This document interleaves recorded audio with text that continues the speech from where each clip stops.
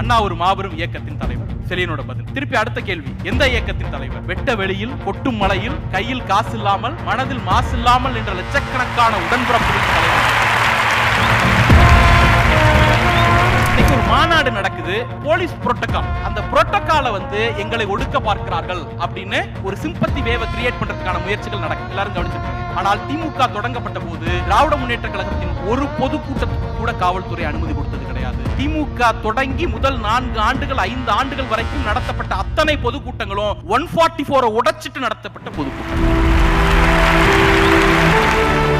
காஷ்மீர்ல ஒரு பிரச்சனைனாலும் தமிழ்நாட்டில இருந்தா கருத்து சொல்றோம். யூஜிசில ஒரு பிரச்சனைனாலும் தமிழ்நாட்டில இருந்தா கருத்து சொல்றோம். யூசிசில ஒரு பிரச்சனைனாலும் அண்ணன் ராசா அவர்கள் தான் போய் எங்க கருத்து சொல்றாங்க. மணிப்பூர்ல கலவரம்னாலும் தமிழ்நாடு தான் அதிகம் கவலை கொடுக்கும்.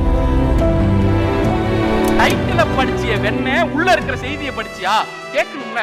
டைட்டில மட்டும் பார்த்துட்டு படத்துக்குள்ள வராங்கல்ல. இப்படிதான் கலைஞர் பல பேர் ஏமாந்தான். பராசக்திங்கிற டைட்டில பார்த்து உள்ள வந்துட்டான். உள்ள கும்மா குட்டு குத்துறாரு.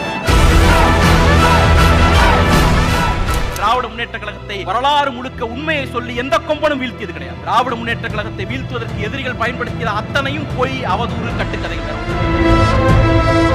திமுக இளைஞரணி நடத்திய இளம் பேச்சாளர்களுக்கான 2 நாள் பயிற்சி முகாம். சமூக வலைதளங்களிலும் கழகத்தின் கொள்கைகளை, சாதனைகளை அழுத்தமாக பதிவு செய்வது எப்படி என்று இளம் பேச்சாளர்களுக்கு விளக்கும் திமுக கழக செய்தி தொடர்பு துணை செயலாளர் சூர்யா கிருஷ்ணமூர்த்தியின் உரை. இன்று மாலை 6:30க்கு கலைஞர் செய்திகள் தொலைக்காட்சியில்.